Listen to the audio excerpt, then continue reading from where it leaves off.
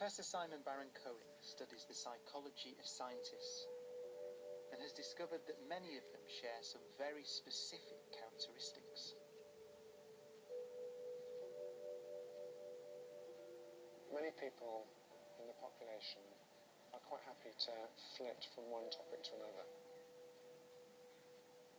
They're happy to chat about something, but they don't want to go on about it for half an hour, let alone many, many hours, or days or weeks. And I think someone with a scientific mind often does want to stay on one topic. They want to go deeper into whatever they're studying. I'm grinning because I definitely see that in myself. And actually my wife would certainly say that that's the case. Once I start talking about something, I'm likely not to talk about anything else for quite a long time. Yeah. But that's interesting, actually, because I recognise that. But it's not negative, that's the point, that effectively we're talking about a mind that prioritises depth over breadth. And that used to be seen as something negative. That if you go too deeply into something, you're obsessional and it should be discouraged. But what we can now see is that... Unless you're the aircraft designer that designed the aircraft you're sitting in, in which case it would be desirable. I'm delighted that the aircraft designer is obsessional. Yeah. As part of his research, Simon has shown another trait to be more common among scientists: attention to detail. So this is an example where we're looking at how well you can pick up detail, so how quickly you can find the target shape hidden in the overall design. Scientists are quicker at this test than non-scientists. And again, we're not just talking about eccentricity now, we're actually looking at a specific psychological process. Using a questionnaire, Simon has also measured a trait he calls systemizing. This is the drive and ability that people have to understand how things work, from the weather to road maps, from politics to car engines. There are questions in there about how interested you are in the electrical wiring in your house. I'm very interested in that. So you would probably score, you'd score 1 point on that item. And there are lots of items in that. I once got a fuse box for my birthday when I was young.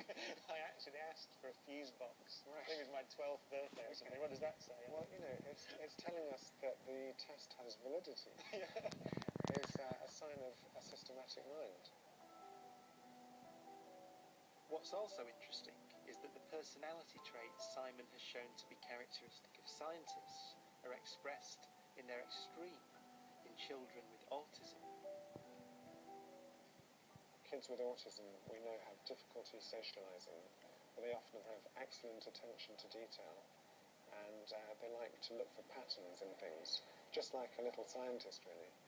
An example might be electrical light switches, that they want to look at the effect of putting a light switch into different positions, the on and off position, all around the house. So it's experimentation. It's essentially the scientific method in action, just isolating a particular system. But it's in the real world, absolutely. I mean, there's no claim in which you would label scientists as autistic in some sense. It's ridiculous. Absolutely not. That is ridiculous. What the evidence is telling us is that on specific measures of relevance, scientists are just scoring midway between people with autism and the rest of the population.